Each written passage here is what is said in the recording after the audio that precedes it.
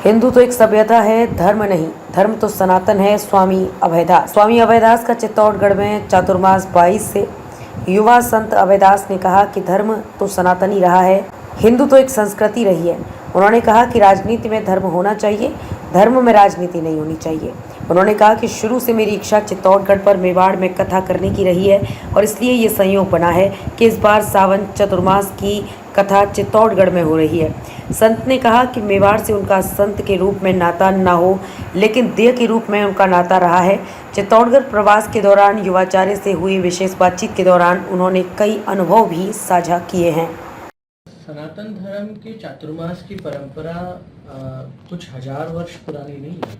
ये आदि अनादिकाल से चले आ रहे ऋषियों की ये परंपरा है, जिसमें 4 माह तक वो एक ही स्थान पर इसीलिए बैठते थे कि उन 4 महीनों में प्रकृति अपना नया रूप लेती है, कई औषधियाँ नई नई उठती है और उस दौरान विचरण करना मना किया गया। एक जगह बैठना तो संत क्या करेगा, एक जगह बैठ कर सत्संग करेंगे, भजन करेंगे, आध्यात्मिक चिंतन होगा।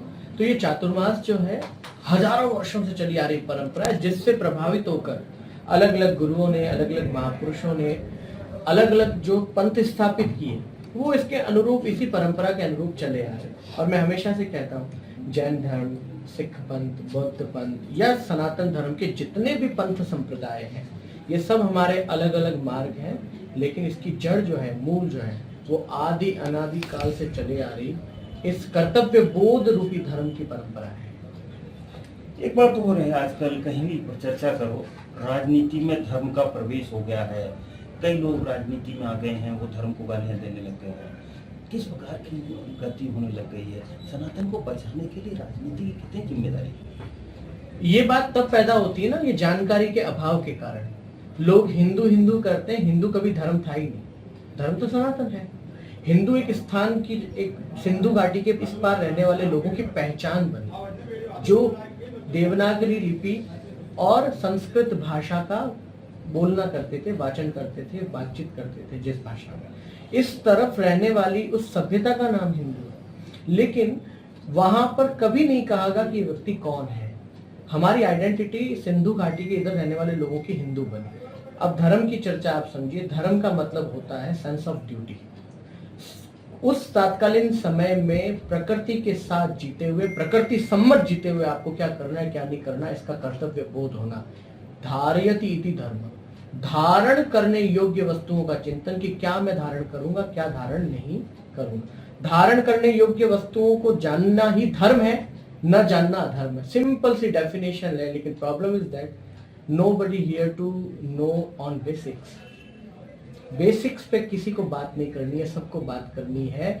हिंदू हिंदू हिंदू पूरे देश में शोर हो रहा है, पूरे देश में हिंदू राष्ट्र का शोर हो रहा है। पर मैं कहता हूं, आप हिंदू राष्ट्र को क्या इन्हीं सीमाओं में देखना चाहते हैं? जहां जहां पर ये विचार विश्व में फैलेगा, वो सब जगह हिंदू राष्ट्र है। तो आप इस हिंदू राष्ट्र को किस सीमाओं में बांटोगे? आज का कश्मीर उसमें कहां होगा, आज का चाइना उसमें कहां होगा? भारत में जो हस्तक्षेप कर रखी सीमा के अंदर, वो स्थान क्या हिंदू राष्ट्र में नहीं आते? भारत का नक्शा देखोगे ना आप, तो ऐसे लगता है जैसे भारत हाथ पसार करके पूरे विश्व को अपनी बाहों में पसारने के लिए आह्वान कर रहा है कि आ जाओ तुम सारे मेरे पास। क्यों? क्योंकि ये विचार सबे भूमि गोपाल का है। तो जब सबे भूमि गोपाल के, तो किस पर्टिकुलर एरिया को आप हिंदू राष्ट्र कहोगे? ये सोच ही गलत है, ये विचार ही गलत है। इसलिए मैं उनके पक्ष में नहीं। पूरे विश्व की हर भूमि, हर लोक, हर जीव जो इस प्रकृति में है, वो सब सनातन धर्म की उस आदि अनादिकाल की चली आ रही परंपरा के अधीन है। हम प्रकृति सम्मत हैं, हम विज्ञान सम्मत हैं। कौन ये जब हिंदू राष्ट्र कहते हैं, सबसे ज्यादा मैं हंसता हूँ, क्योंकि हिंदू राष्ट्र को आप इन सीमाओं में नहीं देख सकते। हिंदू राष्ट्र में ये पूरी भूमि आती है जहां पर सब है, क्योंकि हिंदू राष्ट्र एक विचार है, कोई आइडेंटिटी नहीं है। अंत में सिर्फ इतना जानना चाहेंगे, क्या मान के चलते हैं भारत में आज की तारीख में सनातन पूरी तरह सुरक्षित है? भारत में ही नहीं, सनातन तो सदैव सुरक्षित था। लोग असुरक्षित हो गए। वो असुरक्षित हो गए जिनकी दाल नहीं गली, वो असुरक्षित हो गए जो कट्टरवाद नहीं फैला पा रहे, वो असुरक्षित हो गए जिनकी कट्टरवादिता को समझदार आज का युवा पहचान रहा है, वो असुरक्षित हो गए जो धर्म सम्मत नहीं थे। रावण सदैव असुरक्षित था, कंस सदैव असुरक्षित था, राम असुरक्षित नहीं थे। तो राम के आदर्शों में चलने वाले लोगों को असुरक्षित महसूस करने की जरूरत नहीं। देश सही हाथों में है। देश क्या, मैं कहता हूं विश्व जो धर्म पे चलता है वो सब सही हाथों में।